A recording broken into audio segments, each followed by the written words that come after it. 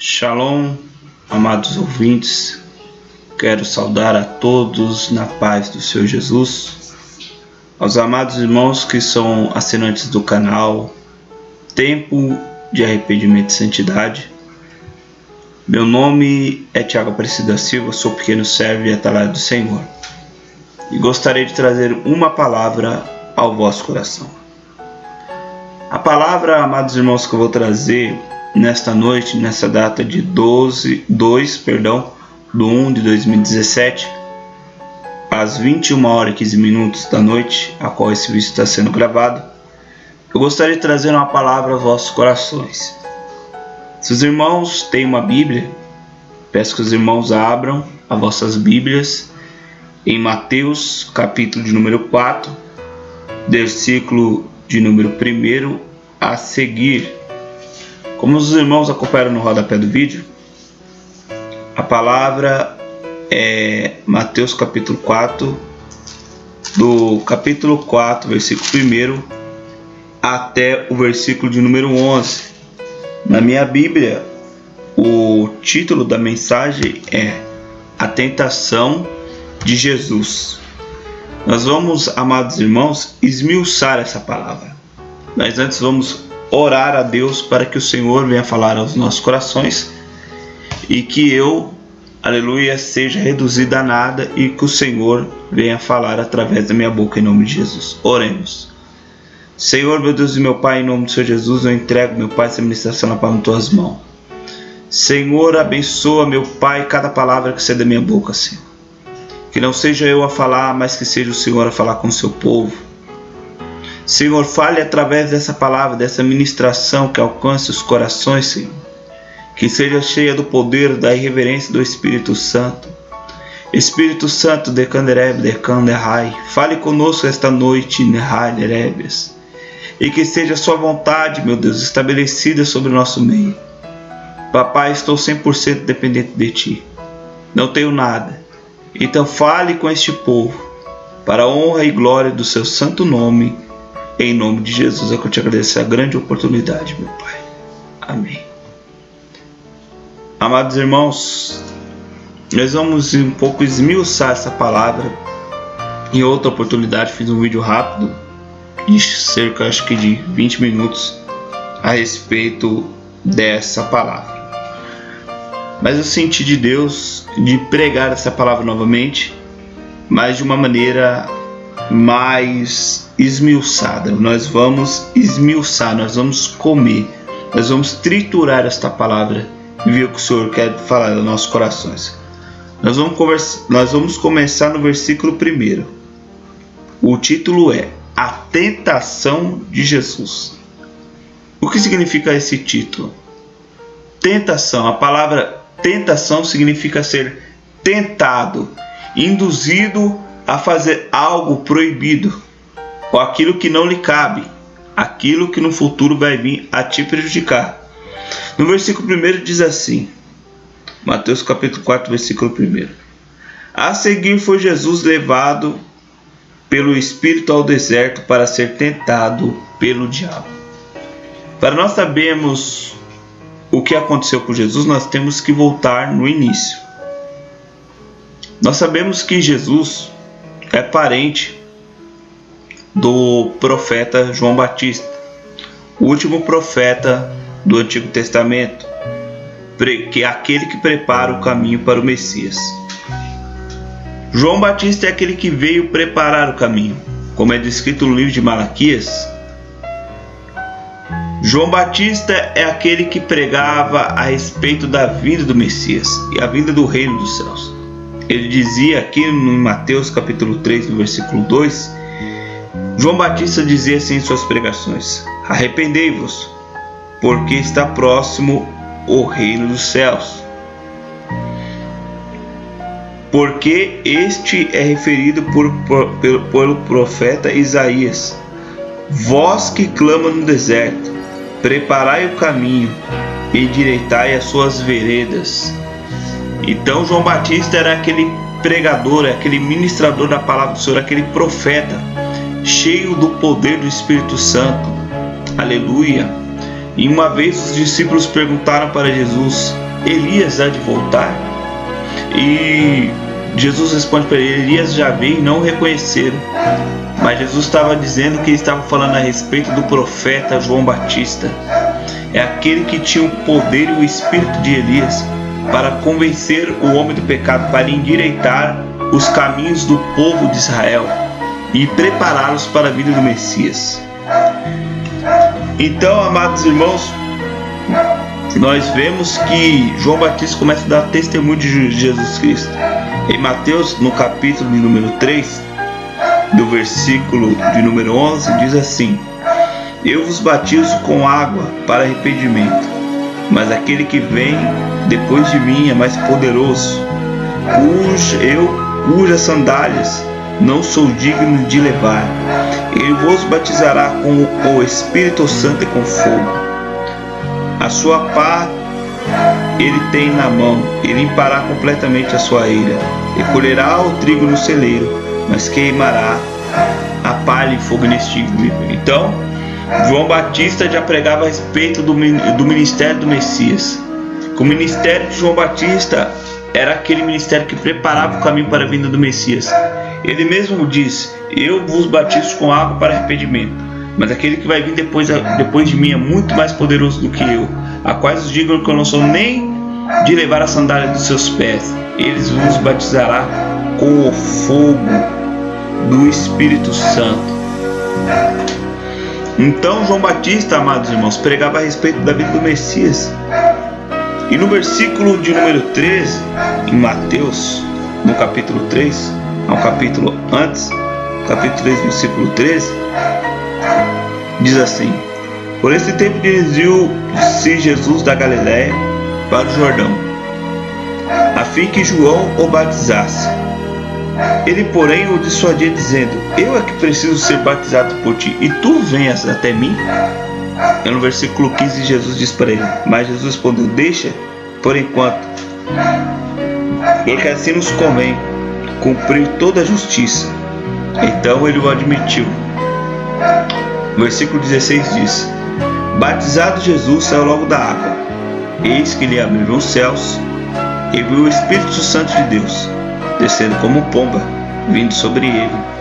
Eis uma voz do céu que dizia: Este é meu filho amado, em que me comprazo. Quer dizer, aquele que eu tenho muita alegria. O Espírito Santo desce em forma de pomba, aleluia, e a voz do Pai, aleluia, fala com Jesus, aleluia. Ali, neste momento, amados irmãos, a Trindade Santa, ela se une: Pai, Filho e Espírito Santo num só lugar. O Espírito Santo em uma forma de pomba, o Filho em forma de carne, e o Pai falando do céu, aleluia, para com seu Filho, aquele que traz para o Pai muita alegria.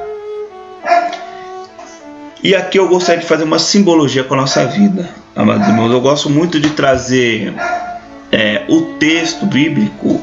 Ele tem que falar algo comigo, ele tem que trazer algo para a minha vida. E eu gosto sempre de fazer essa simbologia com a vida de Cristo, com a nossa vida, apesar de ser épocas diferentes, apesar de ser culturas totalmente diferentes, né? A cultura judaica, por exemplo, da nossa cultura brasileira, mas eu gosto de trazer o exemplo vivo da palavra de Deus para nossas vidas. E essa parte aqui é que eu fico muito entusiasmado de falar com os irmãos e compartilhar essa visão das Escrituras Sagradas.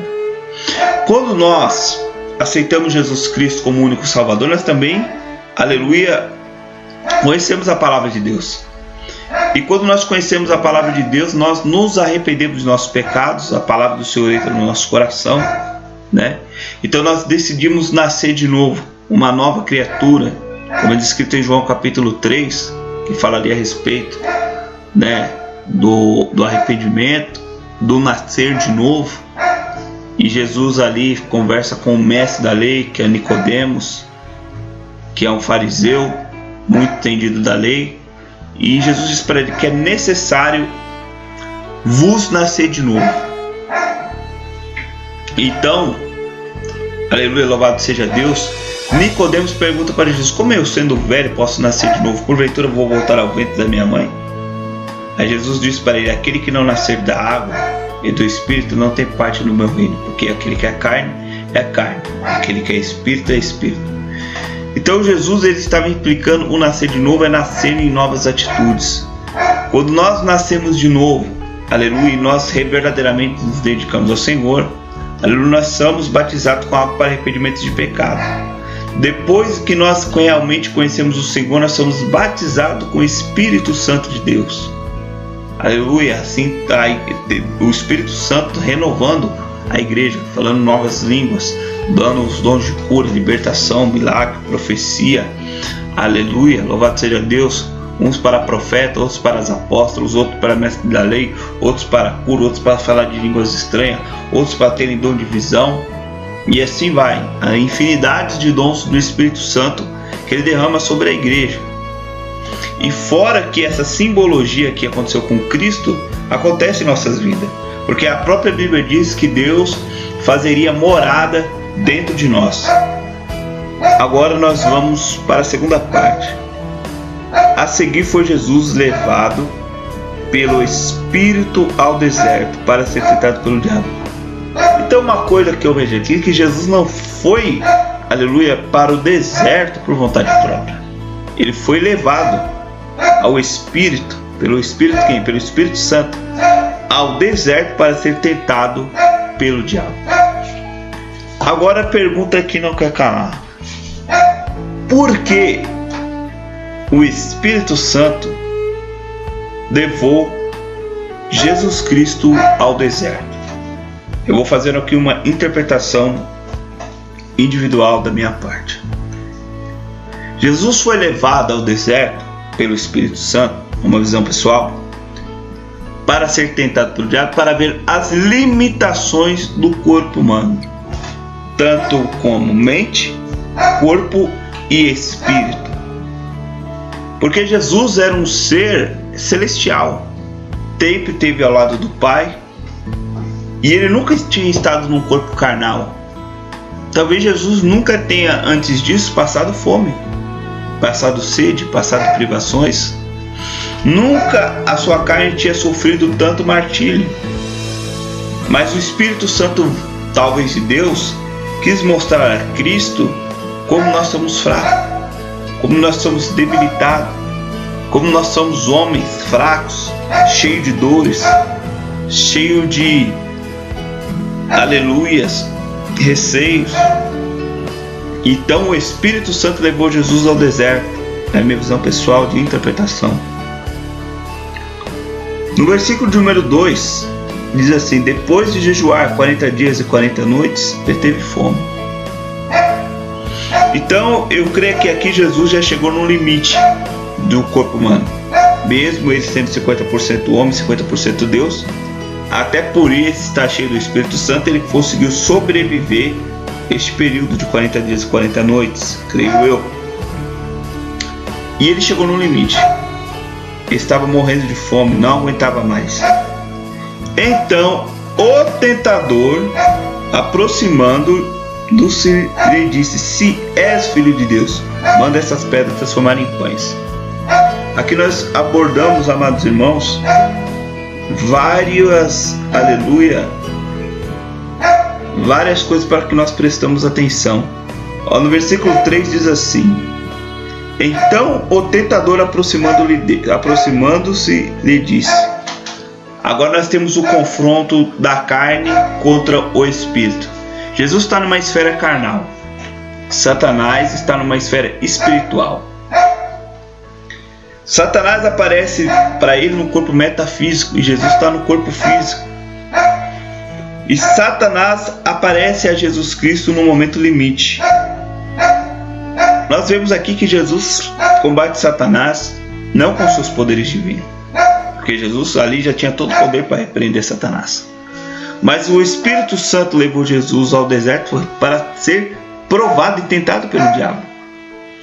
Então, antes de se cumprir as tentações, Jesus, creio eu, que já não poderia expelir Satanás de uma vez, mas Jesus tinha que passar por isso, porque esse foi o objetivo do Espírito Santo, ter levado Jesus ao deserto para ser tentado pelo diabo. E começa o confronto da carne um homem, que era Jesus Cristo, cheio do Espírito Santo, contra um ser espiritual, aleluia, que era Satanás. E a Bíblia diz assim: aproximando-lhe o tentador, disse: se és filho de Deus, manda que essas pedras transformem em pães. Primeiro ele coloca a dúvida. Ele não afirma que Cristo é o Filho de Deus. Ele quer que prove para ele que ele é o Filho de Deus. Fala assim: se és o Filho de Deus, transforme essas pedras em pães. Queria apelar para o orgulho de Cristo, para o poder de Cristo. Porque se Cristo quisesse transformar aquelas pedras em pães, ele transformava. Cristo foi aquele que fez o maná cair do céu para o povo de Israel durante 40 dias e 40 anos, pelo deserto. O nosso Deus fez o maná cair do céu. O nosso Deus, aleluia, o próprio Jesus Cristo afirma que é o pão que caiu do céu. Então, se Jesus quisesse verdadeiramente pegar aquelas pedras e transformar-se em pães, ele conseguiria, até apelando para o orgulho. Falaria: Satanás, vou te provar que sou filho do Altíssimo, me dê essa pedra. Pai, rogo-te que transforme esta pedra em pães. Ele transformaria e comeria. Mas esse não era o motivo, não era o objetivo de Jesus Cristo. O objetivo de Jesus Cristo nessa parte é nos ensinar, perante as dificuldades, perante uma situação difícil, que nós temos a quem recorrer. Olha o que Jesus disse para ele. Jesus, porém, respondeu: está escrito, nem só de pão viverá o homem, mas de toda a palavra que procede da boca de Deus. Jesus afirma que o reino dos céus, a palavra de Deus, é muito mais importante do que comida, do que bebida, do que as coisas terrenas. Buscai primeiro o reino dos céus e a sua justiça, e as demais coisas serão acrescentadas. Então, aleluia, Jesus rebate Satanás, aleluia, com a palavra, frisando que o mais importante para o ser humano não é comida, não é bebida, não é a condição social, financeira, não é, aleluia, o seu trabalho, a sua família, mas o mais importante é a palavra de Deus. Nem só de pão viverá o homem, mas de toda a palavra que sai da boca de Deus. Então Satanás muda de estratégia. Então o diabo levou a cidade santa, Jerusalém, e colocou sobre o pináculo do templo. Qual é o templo? O templo que ficava da cidade de Jerusalém, o templo que Herodes tinha reformado, que está escrito até em Mateus capítulo 24, onde os discípulos ficam admirados com a beleza do templo. E Jesus disse que nesse templo não sobraria pedra sobre pedra. No ano 70 depois de Cristo, a gente acompanha que o templo de Jerusalém ele é destruído. Mas voltando para o texto, quando Satanás leva Jesus ao pináculo desse templo, louvado e agradecido seja Deus, ele disse, de novo ele coloca a dúvida na mente de Jesus, porque Satanás é um ser que ataca você psicologicamente, fisicamente e espiritualmente. Ele te ataca em 3 partes, aleluia, do seu corpo diferente: mente, corpo e espírito. E ele levou Jesus, vamos ver aqui, versículo 6. Versículo 5, perdão. Mateus capítulo 4, versículo 5. Então o diabo levou a cidade santa e colocou sobre o pináculo do templo. Ele disse: se és filho de Deus, atira-te daqui da baixo, porque está escrito: aos teus anjos ordenará o teu respeito que te guardem, e eles te sustentarão nas mãos, para que não tropeces em nenhuma pedra. Essa parte que Satanás usa a palavra de Deus está escrito no Salmo 91. Eu vou até abrir aqui a Bíblia, Salmo 91, para que os irmãos entendam a estratégia de Satanás. O que ele quis dizer, aleluia, usando a própria palavra de Deus. Louvado seja Deus. Vamos repetir só para ver aonde que eu quero chegar para falar com os irmãos. A Bíblia diz em Mateus capítulo 4, versículo 6, diz assim: se és filho de Deus, atira-te daqui da baixo, porque está escrito: aos teus anjos ordenará o teu respeito que te guardem, e eles te sustentarão nas suas mãos para que não tropece em nenhuma pedra. Ele usou aqui o Salmo 91. Vamos ver aqui. Eu achar só o versículo. Chegará a tua tenda. Versículo de número 10 e 11. Não, perdão, de 11 e 12. Para vocês terem uma ideia o que ele usou. Não, vou ler. Perdão, irmãos. Vou ler Salmo 91, versículo 10, 11 e 12, que diz assim: nenhum mal sucederá, praga nenhuma chegará à tua tenda, porque a teus anjos ordenará o teu respeito, e te guardem todos os teus caminhos. Eles te sustentarão nas suas mãos, para não tropeçares em nenhuma pedra. Então ele usa a própria palavra de Deus para tentar Jesus. Olha o que Jesus responde para ele. Respondeu-lhe Jesus: também está escrito, não tentará o Senhor teu Deus. Então Satanás ele usa a própria palavra de Deus para poder confundir os servos de Deus. Vamos colocar aqui um versículo bem conhecido. João capítulo 10, versículo de número 10 diz assim: o ladrão, que é o diabo, só vem somente para roubar, para matar e para destruir. Mas Jesus fala assim: mas eu vim para que tenham vida e tenham em abundância. Se fosse distorcer essa palavra para usar no meu favor, vou colocar aqui o Evangelho da Prosperidade como um exemplo, eu diria para vocês assim: irmãos, vocês têm que, aleluia, dar a oferta, participar desse propósito especial na minha igreja, porque você não pode ser pobre, porque está escrito dentro do Evangelho. Abre aí a sua Bíblia em João 10, capítulo 10. O ladrão só vem para roubar, para matar e para destruir, mas eu vim para que tenham vida e tenham abundância. Você não pode ser pobre. A palavra do Senhor diz que Ele vai te dar vida e vida com abundância. Abraão foi rico, Isaac também foi rico, Jacó também teve muitas posses. Deus vai abrir a porta e você vai ser ricamente abençoado. Ele está distorcendo o que Jesus disse. O que quer dizer João 10, capítulo 10, versículo número 10, quando fala que você vai ter uma vida em abundância? Uma vida em abundância é uma vida na presença de Deus. Independente da sua condição material, financeira ou familiar, você ter uma vida abundante é ter um relacionamento com Cristo. Você ser cheio do Espírito Santo de Deus. A Bíblia diz: onde está o seu tesouro, ali também está o seu coração. Então, amados ouvintes e amados irmãos, Satanás, ele quis aqui enganar Jesus Cristo, dando uma forma interpretativa para quê? Para que Jesus fizesse a vontade do diabo. Então, ele induz a Jesus a pular para Jesus provar o seu poder, aleluia, para dizer assim, vamos fazer aqui uma suposição. Vamos imaginar que Jesus pulasse. E é uma interpretação pessoal. Satanás fala: pula, porque está escrito na sua palavra. Fala: eu vou pular e vou te mostrar que eu sou Deus. E ele pulava. Ele pulava. E os anjos vinham, pegavam em Jesus, e Jesus nem machucaria a planta dos pés. Mas aí Satanás estaria induzindo a Jesus a fazer o que ele quer. E esse não é o sentido do Evangelho. O sentido do Evangelho é nós estarmos debaixo da vontade de Deus. Muitas das vezes Satanás vai te acusar dentro da própria palavra. Diz: você não é filho de Deus? Por que você está passando fome? A própria palavra diz que não veio nenhum justo mendigar um pão. E por que você está passando fome? A Bíblia diz que todo aquele que for servo de Deus vai ter uma vida em paz, regozijada, feliz. E por que seu filho está nas drogas? Seu pai está no crack? Aleluia, o seu filho está nas drogas? Por que sua família não é salva?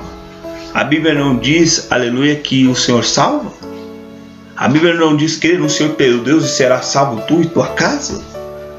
Então o próprio Satanás pode usar a própria palavra de Deus para inverter, aleluia, o sentido da palavra. Por isso que hoje, amados irmãos, há muitas seitas com meias verdades, meias mentiras. Satanás vai através do espiritismo, O Espiritismo hoje tem o Espiritismo, o Evangelho segundo o Espiritismo, tem muito versículo da Bíblia, mas interpretado de forma totalmente diferente. Por exemplo, o Espiritismo acredita na reencarnação, que Jesus ressuscitou dos mortos, né? Então eles acreditam que muitos ali personagens da Bíblia ressuscitaram. O exemplo, eles acreditam que João Batista é a encarnação de Elias. E não é. Nós sabemos que Elias foi levado num carro de fogo até o céu, né? E Elias não conheceu a morte. E a própria Bíblia desmente isso, falando em Hebreus capítulo 9, versículo 27, que diz: está ordenado o homem vir e ver somente uma só vez, e vindo depois disso o juízo de Deus. Então tem muitas seitas hoje religiosas que distorcem a palavra de Deus, que adoram santos e adoram imagens e acham isso normal. Então, aleluia, eles pegam a palavra de Deus e distorcem, adorando Maria, adorando João, adorando imagens e daí por diante. Então Satanás, ele distorce a palavra de Deus usando ela ao próprio favor. Então o próprio Satanás, ele pode usar o que está escrito dentro da palavra de Deus para poder enganar os servos de Deus. Mas Jesus respondeu para ele: não tentará o Senhor o teu Deus. Vamos para o versículo de número 8. Levantou ainda o diabo ao monte. Levou ainda o diabo ao monte. Levou quem? Jesus. Ele mostrou os reinos do mundo e a glória deles. Aqui eu vejo uma simbologia, meus irmãos, que Satanás pega Jesus, leva ele no monte bem alto, como está descrita a palavra, e ali numa visão começa a mostrar todos os reinos da terra e a glória deles. Olha o que Satanás diz para Jesus. Ele diz: tudo isso te darei se prostrar e me adorares. Primeiro, o que Satanás oferece para Jesus? Vamos analisar. Ele oferece todos os reinos do mundo e a glória deles. Primeiro, Satanás é um mentiroso, porque este reino não é dele. Este mundo também não é dele. E a glória que tem neste mundo também não é dele. Mas pelo homem ter caído no pecado, e por ele ter a influência, ele é o pai da mentira, né? Foi o primeiro ser que pecou. Então ele influencia a humanidade a pecar. E ele promete a dar a Jesus uma coisa que nem dele é. E disse a Jesus assim: tudo isso te darei. Está mentindo. Se prostrar e me adorares. E ele quer que Jesus dobrasse o joelho e adorasse a Satanás. Então Jesus ordenou: retira-te, Satanás, porque está escrito: só o teu Deus adorarás e até ele dará culto. Jesus venceu por quê? Porque sabia que Satanás é um mentiroso. Ele é mentiroso e homicida desde o princípio. Mas eu gosto de trazer essa simbologia para a nossa vida, esse exemplo para a nossa vida. Por quê? Porque nessa parte, irmãos, infelizmente, muitos que estão andando na presença de Deus, quando chega nessa última parte, ele não aguenta. Ele cai em tentação e não consegue vencer a Satanás. Eu estou lembrando de um versículo bíblico que eu gostaria até de usar como exemplo. Nós sabemos hoje, amados irmãos, que essa geração do Evangelho de Jesus Cristo está totalmente corrompida. A apostasia, que é o abandono da fé, ela tomou conta das nossas igrejas, das nossas denominações. E muitos se venderam. Muitos trocaram o direito da primogenitura por um prato de lentilha. Por que eu digo isso? Porque se você for ver em Mateus, não muito longe, aqui no versículo 6, versículo 19, diz assim: não acumulei para vós outros tesouros sobre a terra, onde a traça e a ferrugem corrói, onde os ladrões escavam e roubam. Mas ajuntai para vós outros tesouro no céu, onde a traça nem corrói, e onde os ladrões não escavam e nem roubam. Porque onde está o teu tesouro, ali também estará o teu coração. homens e mulheres que eram verdadeiros servos e profetas de Deus começam a se vender por um prato de lentilha. Porque Satanás começa a oferecer para essas pessoas, falar assim: se prostrarem e me adorares, tudo isto eu te darei. Satanás não aparece como Jesus apareceu, numa forma metafísica, numa forma espiritual, mas Satanás é ardiloso. Ele usa estratégias para corromper o servo de Deus. Vamos supor, alguns anos atrás, irmãos, não havia o evangelho da prosperidade. E hoje há esse evangelho que é um evangelho totalmente reprovável aos olhos do Altíssimo, é um anátema. Esse evangelho é uma maldição. E fora o evangelho da prosperidade, que os irmãos, aleluia, já conhecem, que é totalmente reprovável aos santos dos exércitos, nós temos, aleluia, pessoas no meio cristão que se corromperam com as propostas do diabo. Vamos supor, nós sabemos que o evangelho é levado de graça. Por exemplo, a Bíblia mesmo fala: pela graça somos salvos, de graça deis, de graça recebeis. Então o evangelho ele é levado a toda criatura. Jesus mesmo disse, um dos mandamentos: ide para todo mundo e pregai o evangelho a toda criatura. Uma das coisas que eu me questiono, irmão, Jesus cobrava para pregar? É claro que não. Mas hoje, nessa geração corrompida, nessa geração incrédula, nós estamos diante de pessoas que cobram para pregar. Se você depender do seu ministério, você for convidar certos pregadores, eles têm uma agenda, né? Fala: irmão, deixa eu ver aqui o espaço da minha agenda, até aí normal.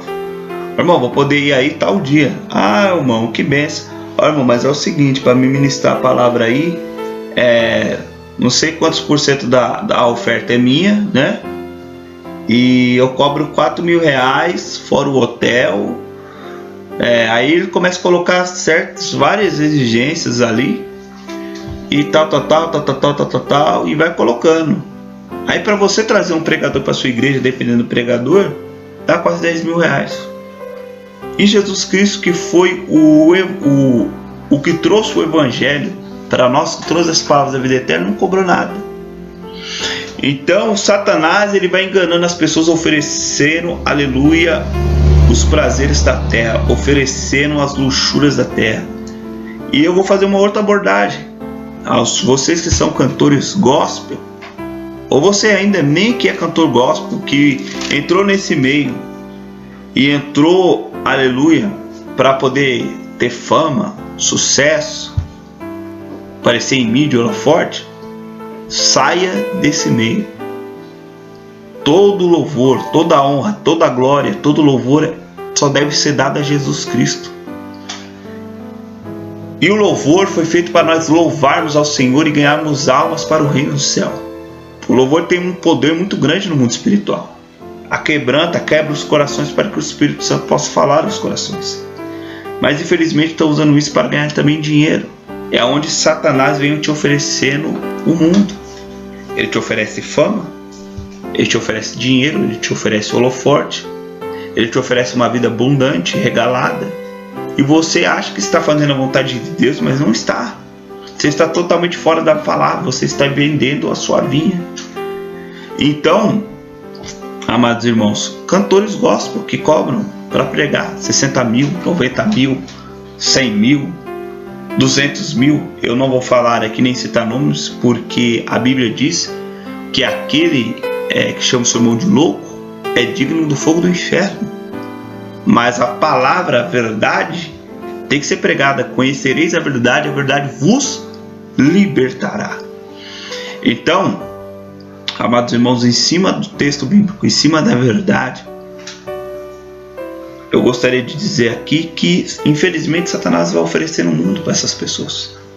Hoje, pastores, uns se dizem apóstolos, outros bispos, que têm verdadeiras mansões, que têm uma vida de luxo arregalada. Então Satanás oferece o mundo inteiro para essas pessoas, oferece fama, pessoas participando de programas seculares, pessoas que vão, aleluia, programas seculares ali levar o louvor bíblico e aquelas mulheres nuas dançando lá atrás, apresentadores fazendo piadas sobre o evangelho de Jesus Cristo. Então o evangelho tem sido difamado. E essas pessoas que se dizem cristãos estão vendendo, aleluia, a sua vinha, o seu direito de primogenitura, a sua ida para a glória dos céus por causa do prato de lentilha. E eu vou abordar aqui um texto muito conhecido que é Mateus capítulo 6, versículo 24, que diz assim: ninguém pode servir a dois senhores, porque há de aborrecer a um e amar o outro, ou se devotará a um e desprezará o outro. Não podeis servir a Deus e as riquezas. Riquezas em grego significa mamon. Mamon, o Deus do dinheiro. Então, amados irmãos, nós como cristãos da última hora, nós temos que recusar esses pratos oferecidos pelo diabo. Eu também um dia fui ministrar numa igreja, não vou falar o nome da igreja porque por ética, e foi a minha primeira ministração. E eu estava passando uma situação muito difícil, a qual estava desempregado, só para os irmãos terem um exemplo. E naquela situação muito difícil, amados irmãos, eu estava ali ministrando a palavra do Senhor. Se não me engano, ministrei a parábola das 10 virgens, foi Mateus capítulo 24, agora não me recordo. E depois que acabou a palavra do Senhor, foi sobre o arrebatamento. Eu, quando acabou a palavra do Senhor ali, ministrei, falei algo ali da parte de Deus. E, amados irmãos, quando eu acabei ali de ministrar o Evangelho de Jesus Cristo, passou um tempo com meus irmãos, oramos e tal. Depois passou um homem e deixou um envelope na minha mão. E eu olhei assim e falei, mas que é isso? Ninguém me falou nada, ninguém comentou nada. E quando eu abri, estava cheio de nota de 100, de 50. E eu senti de Deus que não era para me pegar.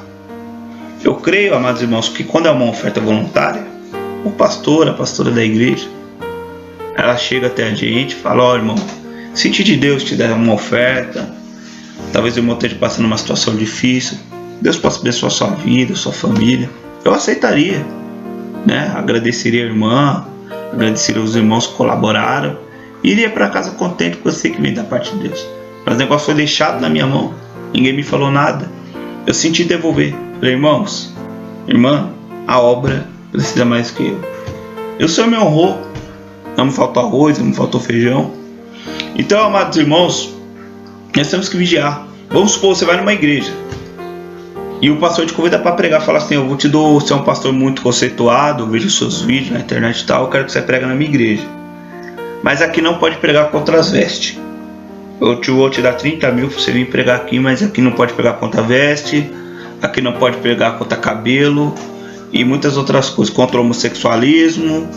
Nessa igreja aqui é só esses assuntos que você não pode pregar, o resto você pode ficar à vontade.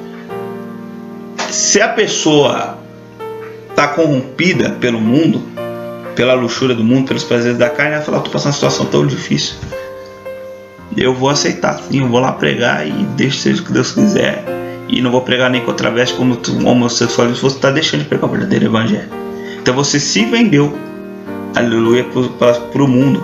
Você literalmente dobrou o joelho para Satanás e o adorou, porque você não está fazendo a vontade de Deus e se dobrou a mamon, as concupiscências desse mundo, dessa carne, os prazeres carnais desse mundo, está fazendo a vontade do diabo. E quer dizer o que? Que você vai perder a sua salvação em Cristo Jesus. Então, amados irmãos, é nesta parte, quando Satanás nos oferecer o mundo inteiro para nós, nós temos que rejeitá-lo.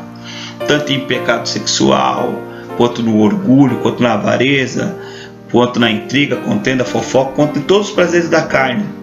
Nós não devemos dobrar nossos joelhos, mas nós temos que dobrar o joelho para aquele que vive e é santo para sempre. Aleluia. Amém. No versículo de número 11, que é um dos versículos que eu mais gosto. E com isso deixou o diabo, e eis que vieram os anjos e o serviram. Com isso deixou o diabo. Resisti ao diabo, e ele fugirá de vós. E eis que vieram anjos e o serviram. Amados irmãos, quando eu falo assim, eis que vieram os anjos e o serviram, lógico que nós interpretarmos esse texto aqui na visão bíblica, nós sabemos que os anjos desceram do céu e trouxeram realmente comida para que o Senhor pudesse se alimentar. Mas agora eu vou trazer essa simbologia para nós. Quando nós estamos numa situação difícil, nós conseguimos vencer aquela situação, no mundo espiritual, verdadeiramente os anjos vêm e nos ajudam na nossa batalha espiritual. Na pregação da palavra, no louvor, numa situação financeira que você está passando uma doença, onde o Senhor Jesus vem e te cura, manda os anjos vir te ajudar na peleja. E eis que os anjos vêm e o serviram. Mas sabe qual que é a maior bênção do cristão? É que quando o cristão sai deste mundo, aleluia, ele ser levado para a glória celestial. Se nós acompanharmos, irmãos, o texto bíblico em Lucas capítulo 16, fala a respeito de Lázaro e o rico. Essa é a diferença de quem serve e quem não serve. A maior diferença vai estar aí. Hoje eu posso me esconder atrás desse computador, atrás desse notebook, e ministrar uma palavra no seu coração. Mas vai ter um dia em que eu vou perder este corpo físico, vai tombar, eu vou morrer, ou Jesus Cristo vai voltar. E se eu não estiver vivendo uma vida de acordo com a palavra, eu vou ficar nesse mundo. Eu vou perder a minha salvação. Mas vamos fazer uma simbologia para nossas vidas. Se você morreu hoje, para onde vai sua alma? Se você está vivendo uma vida, conforme eu descrevi aqui nessa palavra, uma vida que não agrada ao Senhor, uma vida que não segue o Evangelho de Jesus Cristo, ou você caiu numa das 3 tentações de Satanás, como é que está a sua vida? Para onde vai sua alma? Porque a Bíblia diz que com isso deixou o diabo e veio anjos e o serviram. Serviram quem? A Cristo. E quando nós morremos e deixamos essa esfera física, nós entramos na esfera espiritual. O nosso corpo tomba, né? A Bíblia diz que do pó viemos, para o pó retornaremos. O fôlego de vida, que é o ar que respiramos, volta para o Senhor, e a nossa alma toma um destino: céu ou inferno. Da mesma forma que os anjos veio servir o Senhor, os anjos do Senhor, eles vão vir, aleluia, vão resgatar a nossa alma e levar para o paraíso de glória. Porém, se morrermos no pecado, da mesma forma que os anjos vêm para pegar a alma de um salvo e levar para o céu, os demônios, que são anjos caídos, vêm pegar a alma daquele que perdeu a salvação e levar para o inferno, para sofrer o tormento eterno. Amados irmãos, terminando esta mensagem, Jesus Cristo está voltando. Há um banquete esperando por nós no céu. Não sei quem vai nos servir, se é os anjos, se é o Senhor, mas o Senhor tem uma festa. O Senhor está, as bordas de casamento, as bordas do cordeiro estão prontas, as alianças, aleluia, já estão prontas. O Senhor está esperando a sua noiva. Não temos mais tempo. Eu vou aqui confessar algo para os irmãos, que eu não ia fazer essa ministração. Eu estava para fazer outra coisa, mas o Senhor me compeliu a estar aqui ministrando essa palavra para vocês, porque Ele disse que o tempo é pouco. Eu disse: Senhor, eu preciso de um preparo para ministrar essa palavra, preciso fazer uma reflexão, preciso estudar, preciso ver algo para poder levar algo mais sólido para o seu povo. Mas Ele disse: não há tempo, não se preocupe, meu Espírito vai te ajudar a levar essa palavra. Eu estou aqui, amados irmãos, pela misericórdia de Deus. Nem sei quanto tempo tem esse vídeo, deixa eu ver, 44 minutos. Pela misericórdia de Deus, estou aqui levando esta palavra para os irmãos. Então, irmãos, louvado seja Deus, prepara-te. Olha, isso é para encontrar com o teu Deus, porque Jesus está voltando. Está dando quase meia-noite e o Messias está vindo. Eu espero que esta palavra possa, louvado seja Deus, trazer você novamente para o Senhor, né? Faça uma oração, peça perdão a Deus e volte rapidamente aos braços do Senhor, porque Jesus Cristo está voltando. Deus os abençoe e tenha uma ótima noite em nome de Jesus. Fiquem na paz do Senhor, irmãos, e shalom.